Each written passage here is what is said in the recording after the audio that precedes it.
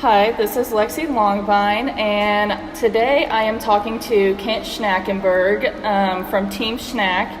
So Kent, can you briefly describe all the ways that you spread awareness for type 1 diabetes? Well, I'd have to think the number one thing is my truck.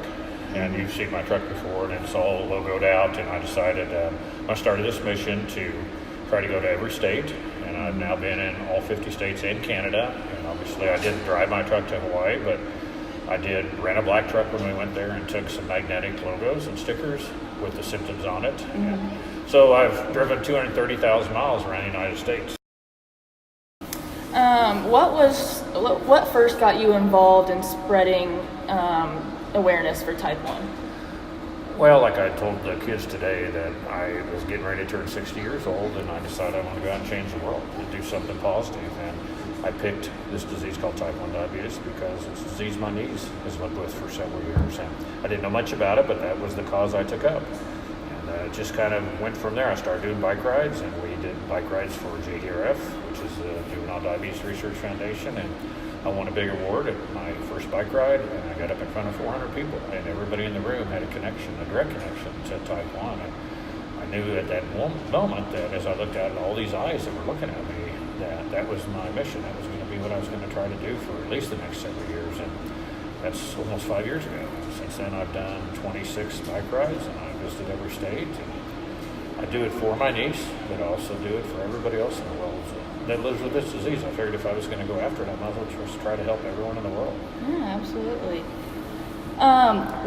Where are some of the coolest places you have visited while raising awareness for type 1?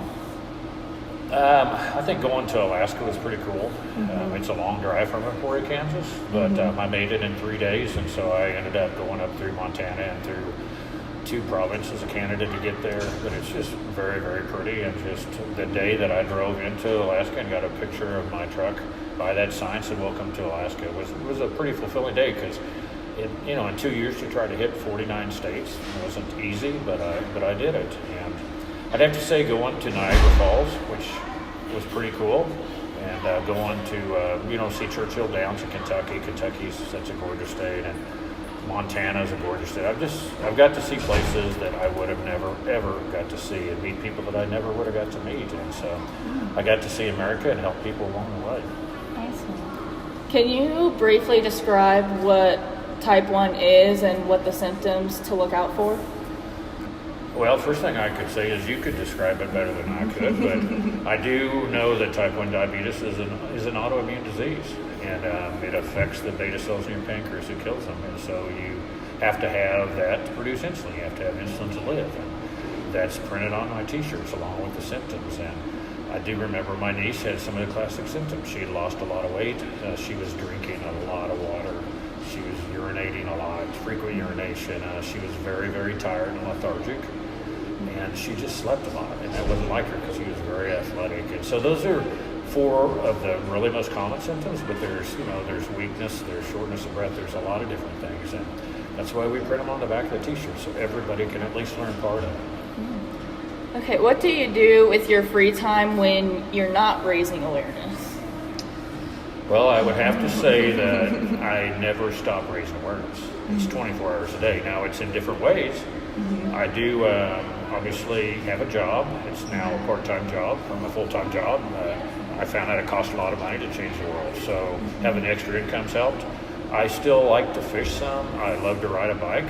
I love to spend time with my family, my wife and kids and grandkids. And without them, none of this is possible, because I've been gone probably close to 275 to 300 days the last 5 years away from home, traveling around the country. And my wife goes with me about half the time, but most of the time, you're on a 2-week trip back and forth across the United States. It's probably not the most interesting thing to some people, but it's something that I love, because I know every day I'm out on the road, I have a chance to meet somebody and save a life and change somebody's life. So I'd have to say that's the answer to that. All right. Okay, last question. How can people purchase your gear to support type 1? We have a superstore online. It's called teamsnack.com, and you can get online and find that, and you can purchase it that way. I'm working actually with some students from Emporia State now on building a website to make it easier to do that. But for the most part, a lot of the stuff we just give away. I mean, I've been in sales my whole life, and I wouldn't say I'm great at it, but I was pretty good at it.